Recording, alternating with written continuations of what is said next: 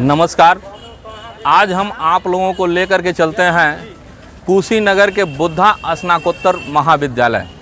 आप हमारे पीछे देखते होंगे और हमारे बगल में यही महाविद्यालय है, जहां पे फर्जीवाड़े तरीके से इंद्रासन प्रसाद जी सहायक प्रवक्ता पोस्ट पे पोस्ट हो गए हैं, जिनकी जाति प्रमाण पत्र माननीय डीएम साहब के जाति सत्यापन समिति द्वारा खारिज कर दिया गया।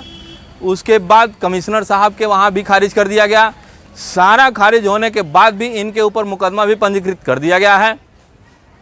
उसके बाद एक ये सारे शासनादेशों को देखते हुए एक मुख्य सचिव प्रेम कुमार पांडे उत्तर प्रदेश के द्वारा एक लेटर जारी होता है उच्च शिक्षा उत्तर प्रदेश प्रयागराज को।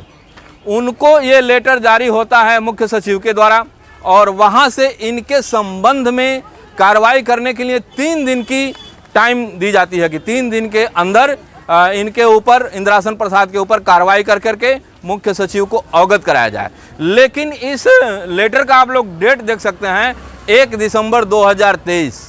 1 दिसंबर 2023 को यह लेटर जारी होता है, लेकिन दिसंबर से लेकर के आज सितंबर आ गया।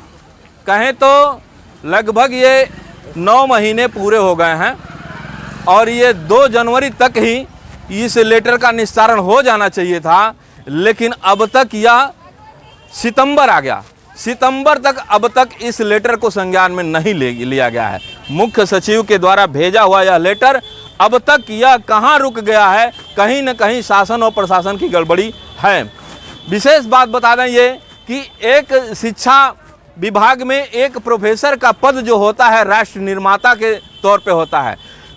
शिक्षक एक ऐसी कड़ी है जहां से देश और राष्ट्र का निर्माण होता है और व्यक्तित्व के जीवन में संस्कार होते हैं, जीवन जीने की सारी पहलू बताया जाता है। लेकिन इंद्रासन प्रसाद के चरित्र से अध्ययन करने वाले इस बुद्धा स्नातकोत्तर महाविद्यालय में बच्चों के जीवन के ऊपर क्या प्रभाव पड़ता होगा कि ये लोग इंद्रासन प्रसाद से क्या सीखते होंगे, जिनका जीवन टोटल ही भ्रष्टता में संलिप्त है। इन्होंने फर्जी तरीके से जाति प्रमाण पत्र बनाकर किसी दूसरे को हक छीन करके शिक्षक बन बैठे हैं। जो भी यहाँ पे अध्ययन करने वाले विद्यार्थी होंगे उनके जीवन में क्या संदेश जाता होगा।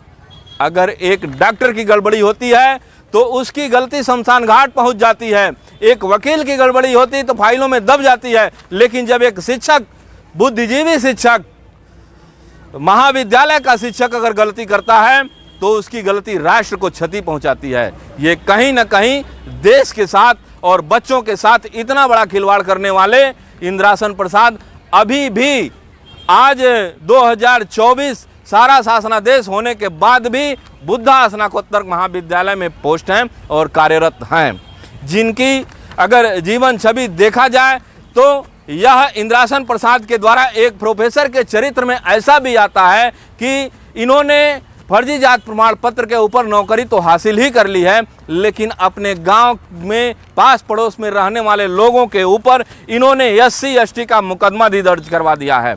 अब इस मुकदमे के पीछे आप लोग जान सकते हैं कि ये बुद्धिजीवी प्रोफेसर होते हैं और ये SC/ST का जाति प्रमाण पत्र का इस्तेमाल करके एक परिवार को बर्बाद करने का भी इन्होंने काम कर दिया है।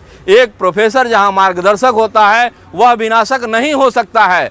ये बच्चों के जीवन में और अध्ययनरत जितने भी बच्चे हैं उनके जीवन में काफ़ी छवि बहुत ही खतरनाक साबित हो सकती है, क्योंकि शिक्षक के जीवन चरित्र का ही अनुसरण बच्चे करते हैं। इन्होंने एक फर्जी तरीके से मुकदमा लिखवाया, पता नहीं कितनों के ऊपर लिखवाया होगा।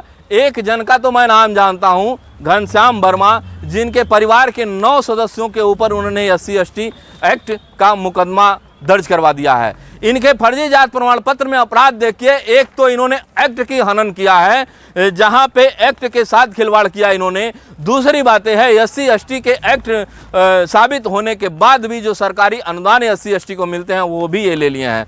खाली इनकी इस अपराध में खाली यही शामिल नहीं हो सकते हैं, अरे वो जो IO होते हैं इनके मुकदमे के उन्होंने चार्जशीट लगा करके भी कोर्ट को दाखिल दफ्तर कर दिया है। क्या वो नहीं जांच कर सकते थे कि ये SC हैं या ST हैं?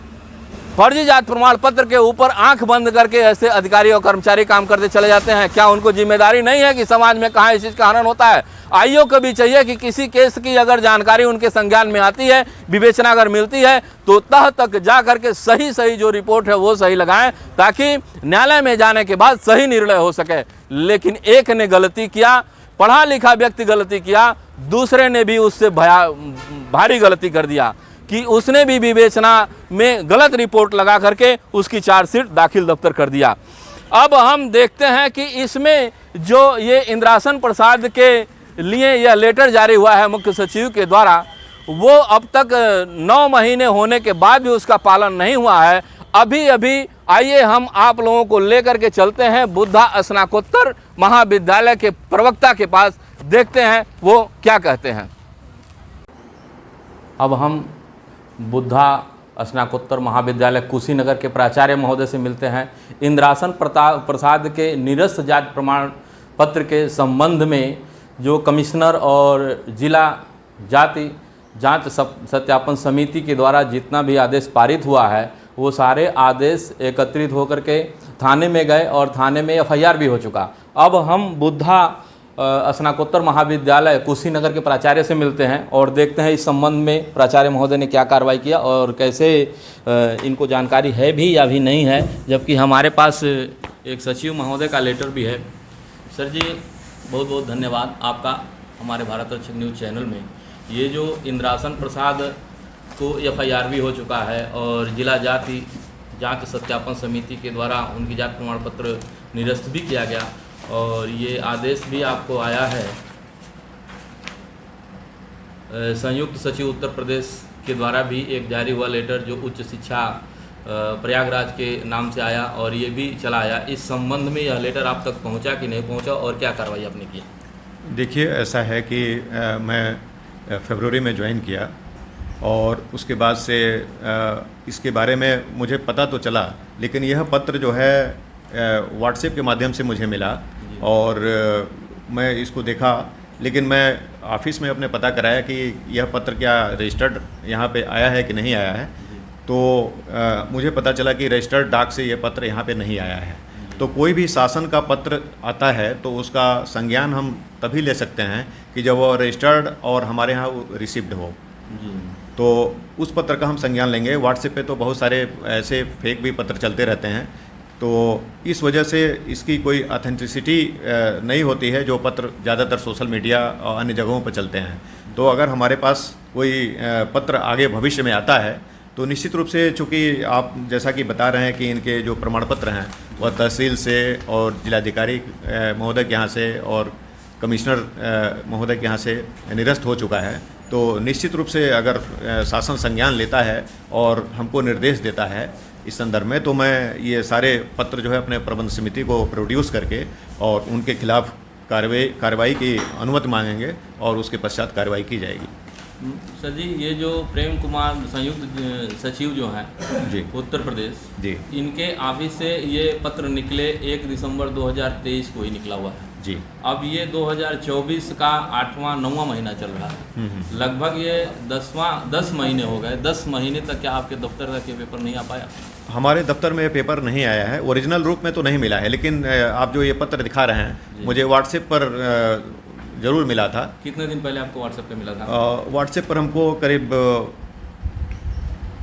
2-2.5 महीना पहले मिला था। जी जी जी।